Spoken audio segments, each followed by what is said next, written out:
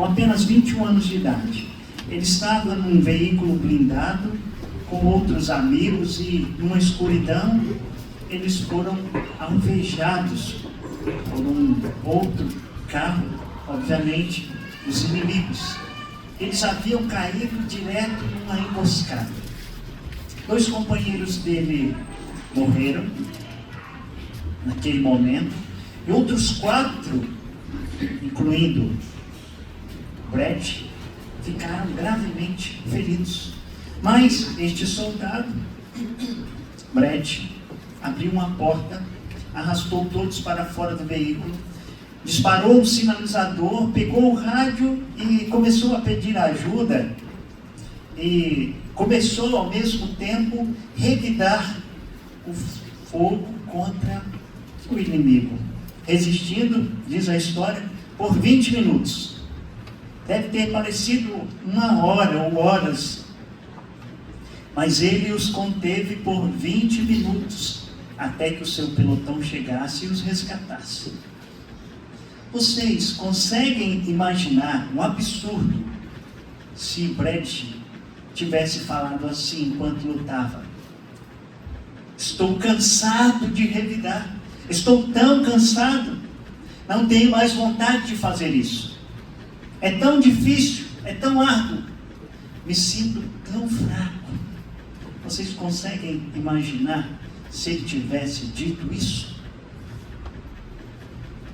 Mas não seria também um absurdo se nós cristãos disséssemos: estou tão cansado da luta, estou tão cansado do trabalho da santificação, estou tão cansado do trabalho da evangelização e do trabalho do reino, sou tão fraco e pequeno, minha fé é tão frágil, a tentação de desistir é tão grande. E assim, Ageu traz para nós, esta noite, ou traz-nos, uma resposta interessante, dizendo que para fazer a obra de Deus, a igreja de Deus, o povo de Deus, em toda a sua rotina, em toda a sua pequenez, será necessário perseverança fiel. E este é um bom começo, pensando na história de um soldado de 21 anos, que resiliente, uma palavra bastante em voga nos nossos dias, lutou bravamente sozinho para proteger a si mesmo e aos seus amigos. Essa história ajuda a ilustrar bem o contexto do livro do profeta Ageu, porque Ageu foi escrito para um grupo de pessoas desanimadas, em grande perigo de desistir. No capítulo 1 nós vemos que eles estavam em grande perigo, prestes a desistir, haviam perdido o primeiro amor pela própria pessoa de Deus. Então, podemos ver neste capítulo 2, que eles estão em grande perigo de exaustão e fadiga na obra do Senhor. E lembrem-se de onde nós estamos nesta história, num contexto maior. Nós vamos ler o texto a seguir. Lembrem-se de que o grande poder babilônico invadiu Israel, saqueou Jerusalém, destruiu os muros da cidade, o templo, levou os israelitas cativos para a Babilônia por 70 anos. Mas lembrem-se também, os babilônios foram derrotados pelo Império Persa. E o vitorioso rei persa emitiu um decreto permitindo que os israelitas retornassem e voltassem para casa. E assim, eles retornariam a Jerusalém para reconstruir a cidade. Nós podemos ler sobre a reconstrução dos muros no livro de Neemias, lá no Antigo Testamento. Mas Deus ordenou não apenas que reconstruíssem os muros, mas também que reconstruíssem o templo de Salomão, naqueles momentos em ruínas. E eles começaram uma obra de reconstrução 15 anos antes do profeta Ageu ser levantado pelo Senhor. E não estavam indo muito bem. Nós lemos sobre esta reconstrução no livro de Esdras, no capítulo 4, e eles estavam enfraquecendo-se na obra e pensavam que aquela obra nunca haveria de acabar. E estavam com medo, por um lado, mas por outro estavam distraídos. E o trabalho era negligenciado porque eles perderam a coragem, perderam o foco, perderam a resistência, perderam o carinho e a confiança de que havia algo pelo qual valia a pena lutar. Esse algo era a obra de Deus, a casa de Deus, o templo naquela ocasião. Então, Deus envia 2 profetas nesta ocasião para reorientar os corações daquelas pessoas e colocar de volta aqueles corações em Deus. Então envia o profeta Ageu e envia também o profeta Zacarias, sobre o qual já preguei a vocês um tempo atrás. E aqui neste pequeno livro, Ageu apresenta 4 sermões nos anos 520, entre agosto e dezembro. Neste período, ele faz 4 sermões. Todos os 4 sermões, ele introduz, ou dentro do contexto, ele vai dizer: veio a mim a palavra do Senhor. De algum modo, esses 4 sermões, eles têm a implicação de que é a voz de Deus para o seu povo por meio do profeta Ageu. Então nós estamos aqui no capítulo 2, no verso 10 nós encontramos essa expressão. No capítulo 2, no verso 20, nós encontramos novamente esta linguagem: a palavra do Senhor veio por meio de Ageu. No capítulo 2, voltando, versículo 1, a mesma expressão é utilizada por ele. E quando nós olhamos então esses 4 sermões pregados num livro tão pequeno, nós vemos, aspas aí, a insistência de Deus em falar ao seu povo, para que esse povo retorne à prática do primeiro amor e também se apegue à obra que deve ser realizada. O versículo 1 diz: no 2º ano do rei Dario, no 7º mês, no 21º do mês, veio a palavra do Senhor por intermédio de Ageu, dizendo. Então, nesses primeiros versículos aqui, nós vamos analisar algumas coisas importantes. De 1 a 5, as fontes do desânimo para os construtores do reino. Dos versos 6 ao 9, vem a promessa. Então, de 6 a 9, a força que o Senhor provê ao seu povo. Vamos ler o texto. Ageu 2, de 1 a 9, leitura alternada. Se você pode, fique de pé.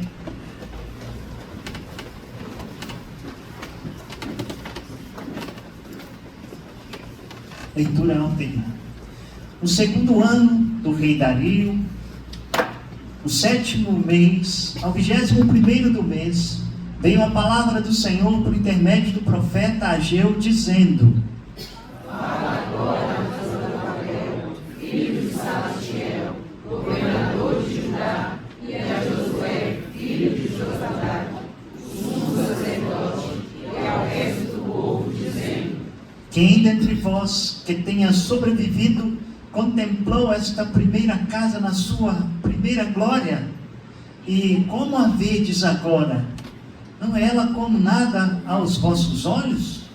Ora, pois, ser forte, Zorobabel, diz o Senhor, e ser forte, Josué, filho de Josadak, o sumo sacerdote, e tu, todo o povo da terra, ser forte, diz o Senhor, e trabalhai, porque eu sou convosco, diz o Senhor dos exércitos.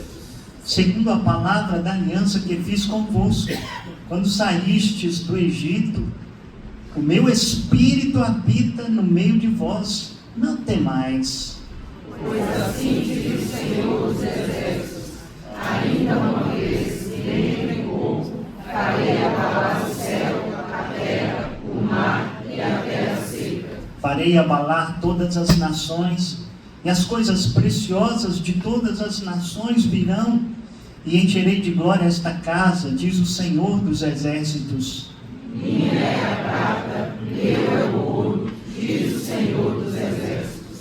A glória desta última casa será maior do que a da primeira, diz o Senhor dos Exércitos. E neste lugar darei a paz, diz o Senhor dos Exércitos. Amém. Oremos, feche os olhos. Ó Senhor, é a Tua palavra. Nós queremos pedir ao Senhor graça para o entendimento, para que os nossos corações, ó Deus, conduzidos pelo Senhor, se aconcheguem em Ti e encontrem em Ti todo o encorajamento necessário para a Tua obra. Nós pedimos, ó Deus, graça em nome de Jesus. Amém. Podem assentar?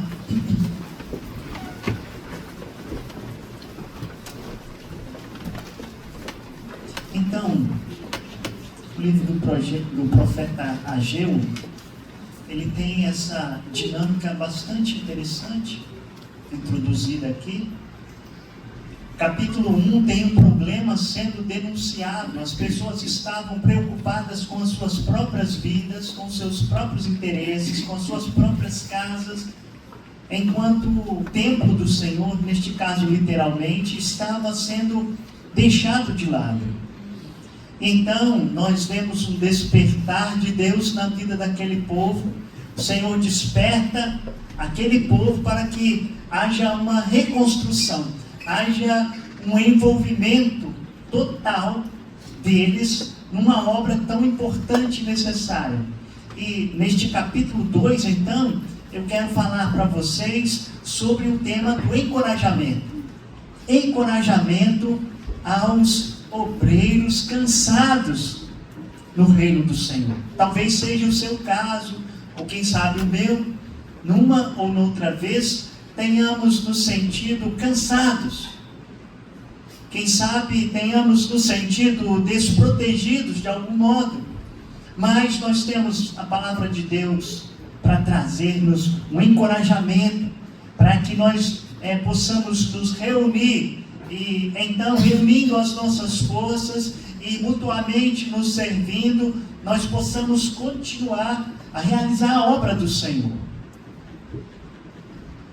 Nós vamos dividir esse texto em duas lições principais, quero repeti-las. A primeira delas, de 1 a 5, nós vamos analisar aqui sobre as fontes do desânimo para os construtores do reino. E dos versos 6 ao 9, nós vamos ver a força que o Senhor provê para os construtores do reino. Então, sigam comigo os primeiros versos, a primeira lição, as fontes do desânimo dos trabalhadores do reino. Se você observar o primeiro sermão de Ageu, no capítulo 1, no versículo 1, você verá que Deus, por meio de Ageu, se dirige aos líderes, a saber, Zorobabel, governador de Judá, a Josué, que é o sumo sacerdote naqueles dias. E agora, no capítulo 2, você notará que o sermão toma uma nova dinâmica, uma nova direção, e o segundo sermão é dirigido a um público mais amplo. Capítulo 2, verso 2, você vê que este sermão é dirigido aos líderes, ao povo. O texto diz assim: fala agora a Zorobabel, filho de Salatiel, governador de Judá, e a Josué, filho de Josadaque, o sumo sacerdote, e a quem? E a todo o restante do povo. Veja, o trabalho havia começado. E se você observar no final do capítulo 1, ali no versículo 14, o texto diz: o Senhor despertou o espírito de Zorobabel, filho de Salatiel, governador de Judá, e o espírito de Josué, filho de Josadaque, o sumo sacerdote, o espírito do resto de todo o povo. Eles vieram e se puseram ao trabalho na casa do Senhor dos Exércitos, ao 24º dia do 6º mês. Bom, eles haviam se colocado ao trabalho, e agora, neste momento aqui, poucas semanas depois de retomadas as obras, Ageu chega e já tem que falar com esses trabalhadores que já se mostravam exaustos, desanimados, enfraquecidos. Mas quais são as fontes desse desânimo ou deste enfraquecimento? Nós temos duas fontes principais deste desânimo. A primeira delas era que o trabalho estava sendo desprezado. Havia um desprezo para com aquele recomeço, aquela retomada. No versículo 3, nós notamos que aquele trabalho era árduo, de fato, era uma reconstrução, mas ele era desprezado. O próprio texto, o Senhor orienta ali a Ageu, e então o texto diz: quem de vocês ainda está vivo, que viu este templo em sua antiga glória? Como você o vê agora? Não me parece insignificante? Talvez, tomando para os nossos dias, quem de vocês já viu esta casa, outras ocasiões, sem nenhum lugarzinho livre, porque já estavam todos tomados?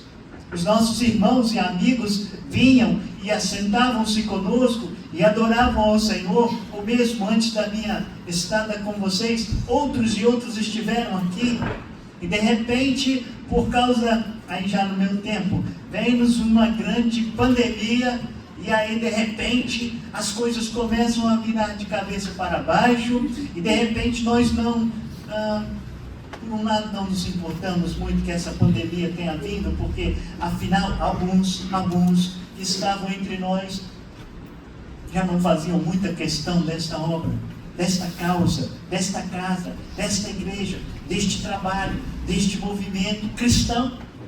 Então de repente a pandemia foi apenas o selo para alguns, e então alguns saíram desta e de outras tantas igrejas. E você então, voltando ao texto, percebe que o texto aponta para uma antiga glória. Você verá em 1 Reis, capítulo 5, a construção daquele templo. Ele era um templo grandioso, glorioso, suntuoso. Tratava-se de um templo que fora edificado minuciosamente da parte do próprio Deus, obviamente trazendo detalhes riquíssimos e toda a beleza, porque tratava-se de um lugar onde o próprio Deus haveria de ser o seu local de residência. Mas, para aquela obra, foram ajuntadas 180 mil pessoas. Na situação, eram homens, 180 mil homens. Imaginem, a década de 50, teve um grande jogo no Brasil, que se chama Maracanaço. Uruguai 2, Brasil 1, no dia 16/7 de 1950. Maracanã comportou 199.854 pessoas, das quais 174.000 aproximadamente foram pagantes. As outras eram os pendurados, e conseguiram seus lugarzinhos. Mas imaginem que de pendurados, uns 15 mil mais ou menos, quase. O Maracanã cheio, trabalhando numa obra grandiosa e suntuosa.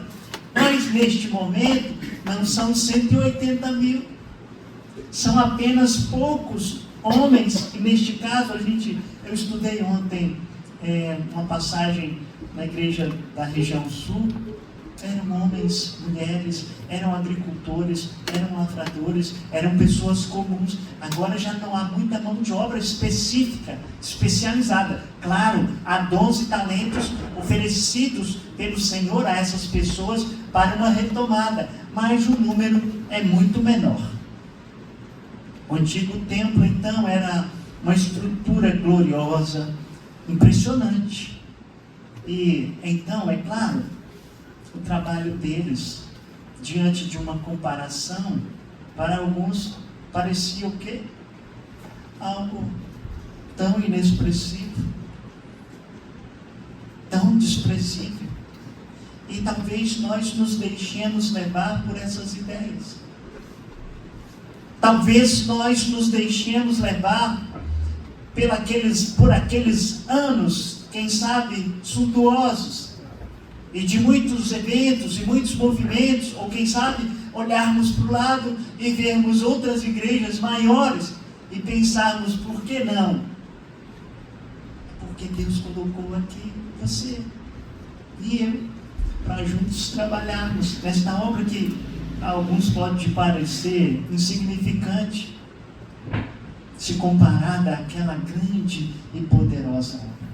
Os comentaristas, eles dizem que naquele momento eles tinham uma pequena fração dos trabalhadores designados para a reconstrução, e no capítulo 3 nós observamos aqui nesta retomada de construção, alguns eram sacerdotes, outros eram levitas, os chefes de família, homens idosos, alguns deles tinham visto aquela primeira glória acontecida, estavam desprezando, estavam olhando com um olhar de desprezo e tratando aquela retomada como algo insignificante. Então você observar que aqueles que eram seus líderes, que aqueles que são os mais experientes, estão desprezando os novos começos, provavelmente deve ter sido desanimador para aqueles que estavam retomando. Então, a primeira fonte é porque o trabalho, além de árduo, ele estava sendo desprezado. Mas a segunda fonte, o trabalho era exigente. Era uma luta olhar para aqueles que podiam te dar uma mão, mas estavam desprezando. Mas além disso, havia uma grande exigência. Por quê? Certo comentarista diz, as mesmas pessoas que responderam corretamente a Ageu no capítulo 1, obedecendo e temendo ao Senhor, e cujo espírito o Senhor havia despertado para trabalhar no templo, agora, apenas algumas semanas depois, estão desanimados pela grande tarefa que tem pela frente. Tratava-se de uma grande missão, uma missão avassaladora, e ali eles estavam começando do zero. Imaginem, limpa entulhos, removem detritos, retiram os fragmentos, retiram os destroços. Eles precisavam discernir o que precisava ser mantido e o que precisava ser descartado. Então, em outras palavras, era começar do zero. E depois de algumas semanas, você retirando entulhos e remexendo e removendo, e de repente você olha e você mesmo se dá conta de que nada ainda podia ser mostrado deste trabalho. Vocês podem entender então que eles estavam, talvez como alguns de nós, perdendo a esperança na obra. Talvez alguns de nós estejamos pensando, qual é o sentido de evangelizar? Qual é o sentido de lutar contra o meu próprio pecado? Qual o sentido de entregar-me aos meios de graça repetidamente, domingo após domingo, quando não consigo ver nenhum progresso? A obra de Deus em nós, e a obra de Deus através de nós, muitas vezes parece tão pequena, fraca, frágil, insignificante. E isto muitas vezes faz com que nós percamos a esperança, perdemos o vigor na obra, e assim para eles e para nós, o Senhor Jesus já deixou uma palavra: os trabalhadores são poucos.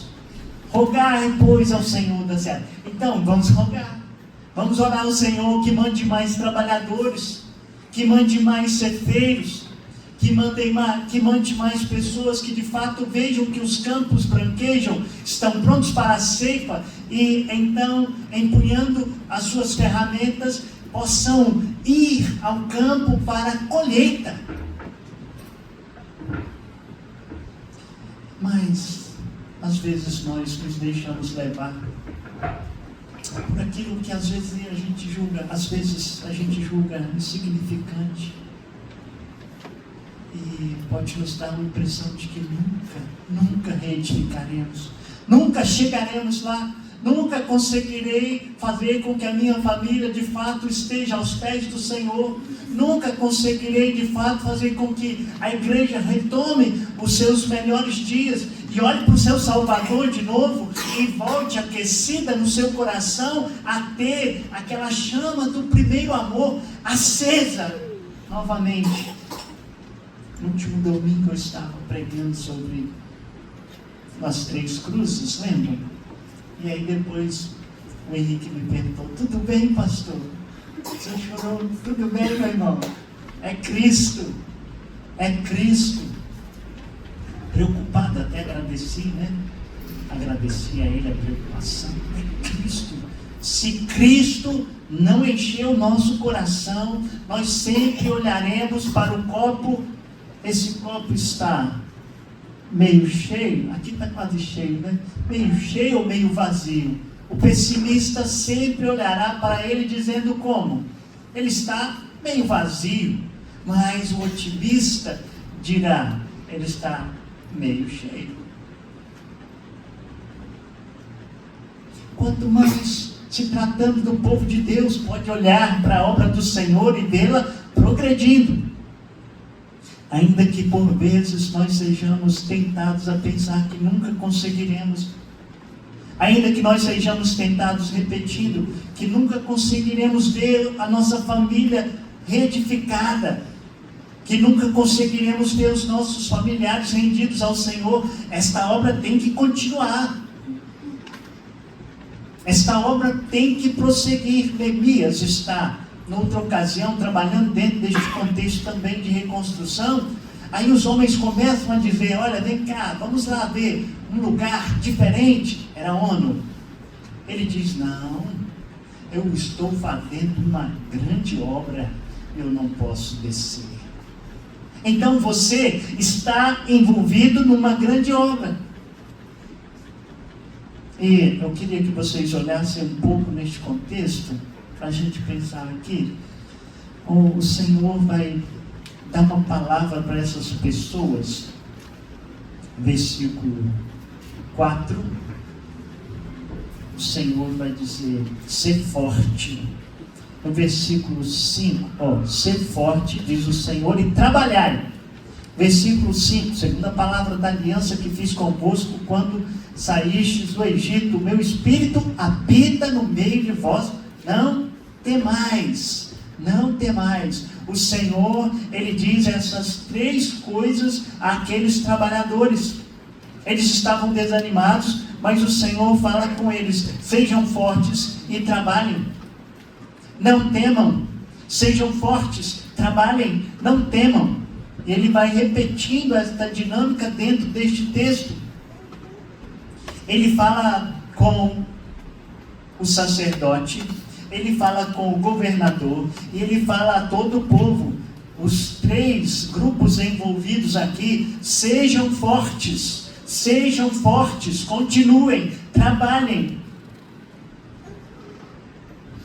Um comentarista bíblico diz: o grande segredo aqui é que ele não está dizendo sejam corajosos, ele não está dizendo não tenham medo, ele não está dizendo cumpram seus deveres, como se estivesse dizendo se esforcem para se levantar.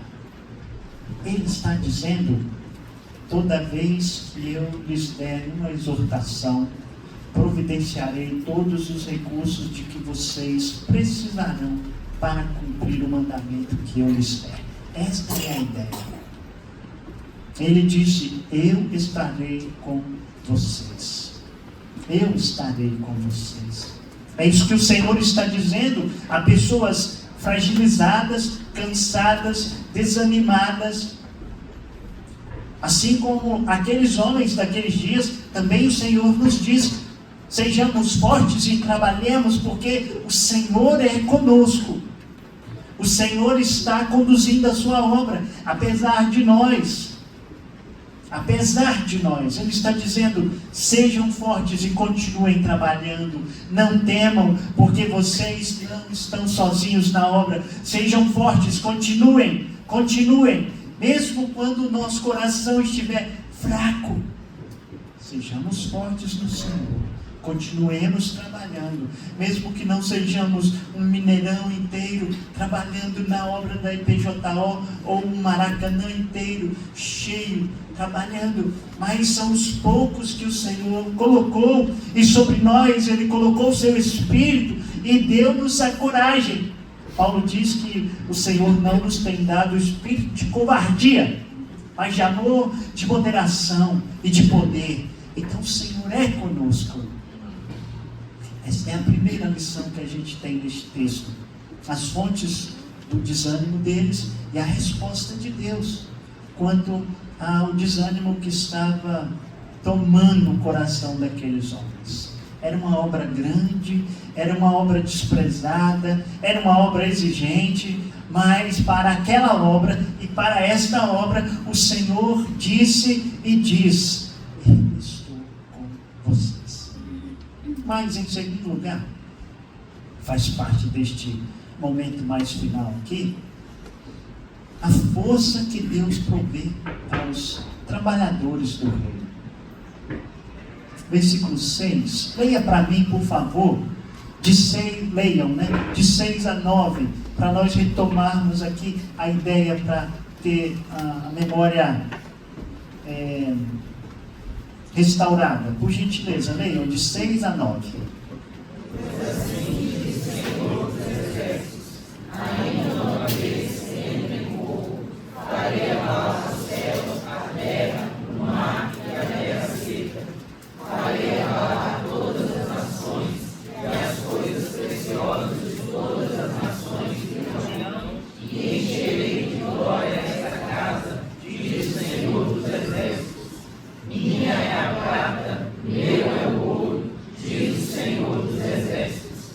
A glória desta última casa será maior do que a da primeira, diz o Senhor dos Exércitos, e neste lugar darei a paz, diz o Senhor dos Exércitos. Então, há um grande motivo de encorajamento para nós, porque o Senhor está dizendo que proverá para eles tudo aquilo que eles precisavam. E ele diz: farei tremer os céus e a terra, o mar e a terra seca, farei tremer todas as nações. Os versos 6 e 7 envolvem esta ideia do que Deus fará. O Senhor está dizendo que faria novamente, assim como já havia feito lá no Sinai, lembram? O Senhor estabelece um limite ao redor do monte. Êxodo 19, verso 18 diz: todo o monte tremeu grandemente na presença do Senhor. E assim, uma segunda vez, o Senhor está dizendo: farei tremer os céus e a terra. O versículo 7, então aponta, este abalo para que entrem os tesouros de todas as nações, e ele encherá a casa de glória, aquela obra que seria edificada. E o que nós devemos fazer com essa linguagem, então, quando ele diz que os tesouros, ou as coisas preciosas de todas as nações, verso 7, virão. Observem o contexto, no verso 8, o Senhor Jesus Ageu vai dizer assim: minha é a prata e meu é o ouro, diz o Senhor dos Exércitos. Você não olha para isso, e agora entra a pessoa de Jesus. Não parece apontar para Jesus Cristo, o tesouro das nações? E, embora possamos dizer que um dia o Senhor Jesus de fato será o tesouro das nações, mas por enquanto não. Em vez disso, ele está dizendo aqui aos trabalhadores desanimados, aos trabalhadores do reino, exauridos pela causa, ele está dizendo: eu sou capaz de suprir as vossas necessidades. E assim, esta prata e este ouro, mesmo das nações inimigas, eu sou capaz de fornecer para prosperar o seu trabalho. Um certo comentarista disse: Deus está dizendo que os reinos deste mundo, os poderes deste mundo e os movimentos avassaladores deste mundo podem tremer diante dele. Ele faz tremer. Por mais grandiosos que sejam os reinos, por mais poderosos que sejam, o Senhor diz que estas coisas são dele. Minha é a prata e meu é o ouro. Estas coisas aconteceram parcialmente. Se você lê Esdras no capítulo 6, olha, vocês já devem notar que não apenas eu, mas os que sobem aqui, isto se chama teologia bíblica. A Bíblia conversando com ela mesma e trazendo entendimento para que tudo fique claro. Então, Esdras capítulo 6, o rei da Pérsia, Dário ou Dario, alguns falam de um jeito, outro de outro, ele decretou que o custo, vejam, Esdras 6, ele decretou que o custo da reconstrução da casa de Deus fosse pago pelo tesouro real. Um homem ímpio, ele conquista a terra daquela ocasião e ele tem o poder de criar um edito e dizer: trabalhem, façam, tragam apenas as notas que eu vou pagar. A Bíblia diz que Deus usa o ímpio para abençoar o justo. Esta é uma das formas de vermos. E aqui também Deus está mostrando que tudo é dele, os reinos são dele. Salmo 24, ao Senhor pertence a terra, o mundo e os que nele habitam. Tudo o Senhor fundou, todas as coisas. Então ele toma este homem, o seu povo está desanimado, desacreditado, sem recursos para realizar a obra. Deus faz o quê? Usa este homem e ele diz: podem fazer, nós vamos pagar toda esta obra.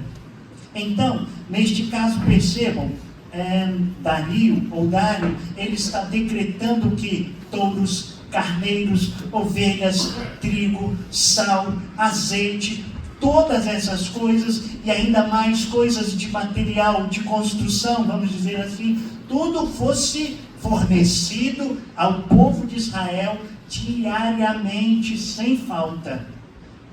E assim há um cumprimento parcial do texto que nós estamos lendo aqui, lá no capítulo 6 do livro de Esdras. Mas vejam bem, a promessa ainda aponta da provisão de Deus para aquele dia em que toda a tribo, língua, povo e nação, todos eles serão reunidos sob o poder do Espírito de Deus para a obra do reino. Então, você e eu podemos às vezes estar desanimados no trabalho de hoje, desanimados nas circunstâncias atuais. Podemos às vezes nos sentir desanimados em nossos esforços de evangelizar, desanimados no próprio trabalho da nossa santificação, no nosso dever. Mas então nós ouvimos falar que Deus está dizendo, está fazendo em outras nações, ajuntando povos e línguas. Deus está agindo no Japão, Deus está agindo na Moldávia, Deus está agindo em cantos e recantos mundo afora, reunindo as nações sob o seu reino. Deus está fazendo até mesmo em nós, por sua graça, visitando-nos, abençoando os nossos lares. Apesar de nós, o Senhor está agindo, mas Ele ainda não terminou. Lá em Hebreus capítulo 12, nos diz que o dia final será o cumprimento definitivo de Ageu 2, versículo 6. Quando o Senhor abalará mais uma vez todas as coisas, de modo que o que restar será um reino inabalável. Vejam, Hebreus capítulo 12 vai apontar para este cumprimento de Ageu capítulo 2. Naquele dia, a glória da segunda casa, a glória da morada de Deus em nós, de fato, versículo 9 do nosso texto, excederá a glória anterior daquela casa. E de fato os reis da terra levarão os seus tesouros até ao Senhor. E assim, de todos os cantos da terra, os remidos cantarão: digno é o Cordeiro, digno é o Cordeiro que foi morto, de receber. O Senhor Jesus é digno. Os tesouros da terra serão depositados aos pés do Senhor, como naquela visão de Apocalipse. Os próprios anciãos oferecem as suas coroas ao Senhor. Os tesouros da terra, de todos os lugares, pertencem ao Senhor. E assim, nós vemos a luta daqueles trabalhadores e também a nossa luta enquanto trabalhadores do reino. Nós vemos que o Senhor provê a força, provê os recursos. O apóstolo Paulo fala que em Cristo nos seriam providas todas as coisas. Sei que o meu Deus em Cristo há de suprir cada uma das vossas necessidades. O apóstolo Pedro diz que o Senhor tem nos concedido tudo o que é necessário para a vida e a piedade. Então, há provisão da parte de Deus completa. Não há nada que falte em Deus para o seu povo. Nada. Essas são as lições que nós temos neste texto. A primeira delas nos apontou para a fonte do desânimo. A segunda nos apontou para a fonte da provisão. Então quero concluir a vocês com 3 lições especiais para a nossa aplicação. A primeira delas é: cristão, você é chamado para trabalhar. Você é chamado para um trabalho fiel e árduo. Um trabalho que demanda uma longa obediência na mesma direção. Eu quero abrir um parêntese aqui. Nós recebemos uma colega de trabalho da Gisele lá em casa esses dias para um café da tarde. E aí nós também evangelizamos. Ela perguntou para nós quanto ao casamento: qual é o segredo de estarem casados há 25 anos quase? E eu respondi: temor a Deus.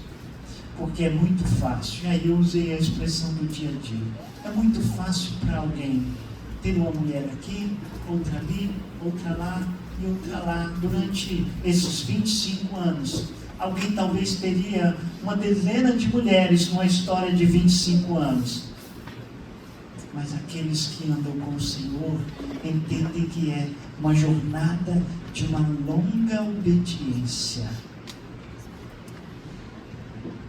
Não só comigo, e não só no casamento, na obra do Senhor, na vida de santidade, na vida de trabalho. Nós não podemos desistir, nós temos que perseverar. É uma caminhada de longa obediência na mesma direção.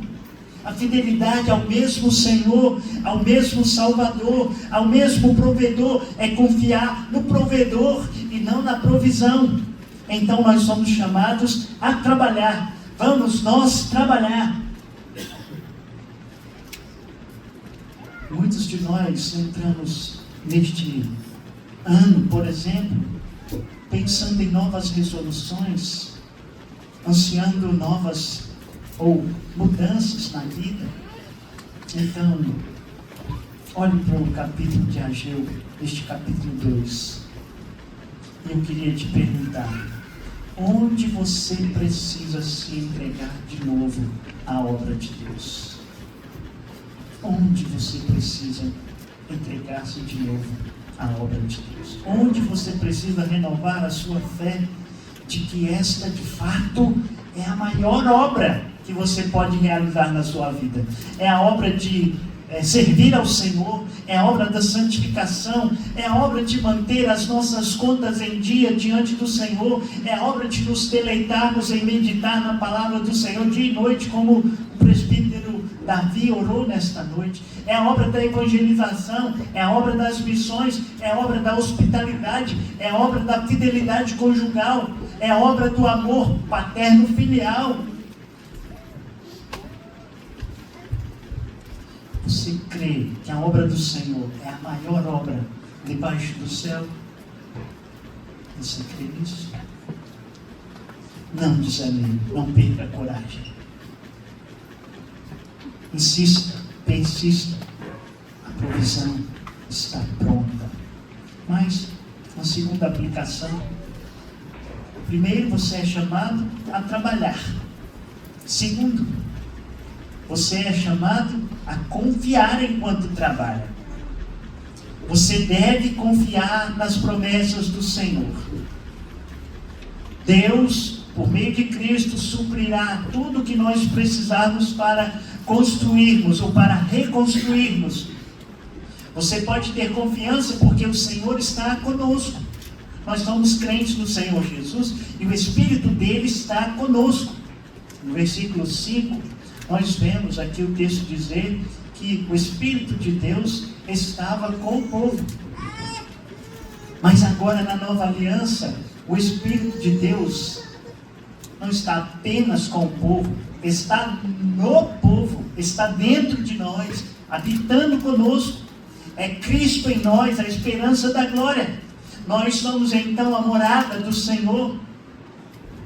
O que Ageu capítulo 2 nos diz sobre construir a casa do Senhor se aplica não apenas a Jesus como a morada final e a Jerusalém celestial como a morada definitiva, mas também a cada crente que é morada de Deus em construção, um templo do Espírito Santo em si mesmo. Portanto, enquanto trabalhamos, confiemos. Porque é muito fácil a rotina do dia a dia. Levar, buscar, comprar, vender, negociar, trabalhar, ir para a escola ou levar o filho para a escola, trocar as fraldas do filho, ir ao médico, fazer isso ou aquilo. É muito fácil nos esquecermos de que nós precisamos confiar em Deus enquanto trabalhamos. Você deve então confiar enquanto trabalha. Você está realizando a maior obra debaixo do céu. E por último, mas não menos importante, enquanto você trabalha, você confia enquanto trabalha, mas também você pode se unir a Cristo enquanto trabalha. Você pode unir-se a Cristo enquanto trabalha. Como? Bom, vamos lá.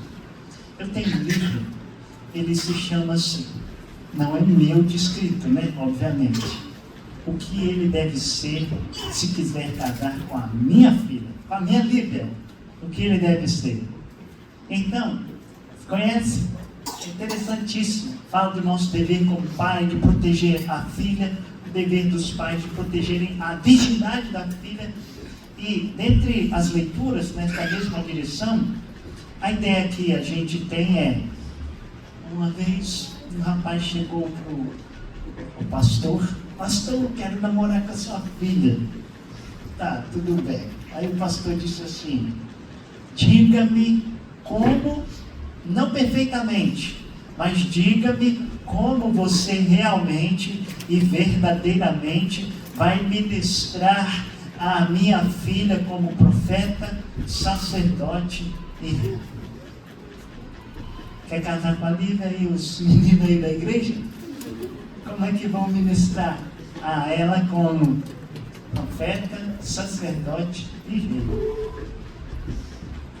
Nessa idade já começa a ver os menininhos de outro jeito, né? Ah, meu Deus, que o Senhor me ajude. Tá bom, né? Como você pode ministrar a um outro como profeta, sacerdote? Pode parecer uma pergunta boa, mas eu acho interessantíssimo. Isso já norteou meu coração naquela própria leitura. E então, em parêntese a mais, o livro também ensina sobre, ele ainda não sabe o que fazer. Ele diz que o pai deve ensinar aquele pretendente sobre como ele deve ser, o homem que ele deve ser para casar com a filha dele. E o contrário também é verdade. Os pais preparam as filhas para ensiná-las a serem as esposas que elas devem ser cristãs a homens cristãos. Entendem? Então há um dever aí dos pais de prepararem os filhos para o casamento. Tanto o menino para ser o homem que deve ser, quanto a menina para ser a mulher que deve ser. Fecha o parêntese. O que nós temos aqui com esta ideia de unirmos a Cristo enquanto trabalhamos? Como você vai espelhar Cristo na maneira como serve, como ama, como canta, como prega, como exorta, como aconselha? Como você se unirá a Cristo nessa obra, refletindo os seus ofícios, ainda que não perfeitamente, é claro, de profeta, sacerdote e rei? Neste texto nós temos duas figuras principais aqui. Nós temos a figura de um profeta e a figura de um sacerdote. E quando olhamos para faltando apenas uma figura aqui deste rei, você olha, nós temos a visão de Cristo e Ele é o encorajamento supremo para que nós continuemos. Vejam, no versículo 1, nós temos um sacerdote, mas não há um rei, há um governador que se chama Zorobabel. Jesus é o profeta final, ok? Quando ele era criança, por exemplo, ele pregava, ele ensinava, ele falava a respeito de Deus. Lucas 2, Marcos 11, ele fala a respeito do reino de Deus. Ele é um profeta no meio daquelas pessoas, né? O Senhor Jesus também, ele ensina sobre o reino. Venha o teu reino, né? Nos ensinando a orar. E vejam, não estamos construindo o templo por causa de Jesus. Jesus veio como sacerdote final. Ele é o sacrifício final. E o templo, para onde todas as nações afluirão. Através da sua obra sacrificial, ele então reunirá todas as nações em si mesmo, naquele dia em que haverá paz. Ele é o príncipe da paz. Mas nós não temos um rei aqui, temos um governador. Mas se você olhar em Mateus 1, versículo 12, nós lemos que depois do exílio da Babilônia, Jeconias gerou Salatiel, e Salatiel gerou a Zorobabel. E se você continuar lendo o capítulo 1, lá no verso 16, é dito assim: Jacó gerou José, José, marido de Maria, da qual nasceu Jesus, que é chamado Cristo. E aqui neste mesmo momento, então, na genealogia de Jesus está que ele é o filho de Davi, governador descendente encontrado em Ageu, cujo nome é Zorobabel, a quem Jesus sucede na linhagem. O rei está presente de forma tipificada. Portanto, Jesus é o nosso grande profeta, sacerdote e rei. Ele é aquele diante do qual todas as nações levarão os seus tesouros. E a glória da segunda casa diz respeito ao povo de Deus, que é morada do Senhor. E quando nós temos essa visão como cristãos, que Jesus Cristo, de quem Ele é, isto é o maior encorajamento para nós, trabalhadores do reino. Somos chamados para trabalhar, chamados para confiar enquanto trabalhamos, e chamados a nos unirmos a Cristo, para refletirmos os seus ofícios de profeta, sacerdote e Rei na nossa vida, no nosso lar, em tudo o que somos, temos e fazemos. Curva a sua cabeça, feche os seus olhos, vamos falar com Deus.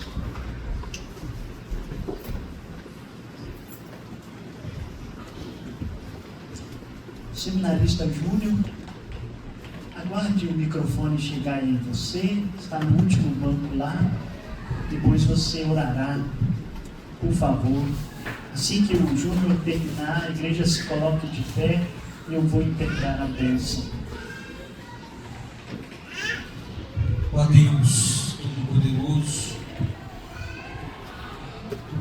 grandioso Salvador, Jesus Cristo. Ó Pai, muito obrigado, Senhor, pelo privilégio de sermos a Tua igreja, a qual o Senhor confiaste a Tua obra, a qual, pelo agir do Teu Santo Espírito, através da vida dos Seus filhos, o Senhor continua na edificação e na ampliação da Tua casa, do Teu povo, através da pregação do Evangelho, das boas novas de Jesus Cristo. Obrigado, porque nada disso depende de nós, mas unicamente de Jesus Cristo, como o sumo sacerdote, o profeta e o rei verdadeiro, a qual servimos e seguimos com humildade e temor. Deus bendito, abençoe-nos, ó Pai, no decorrer dessa noite.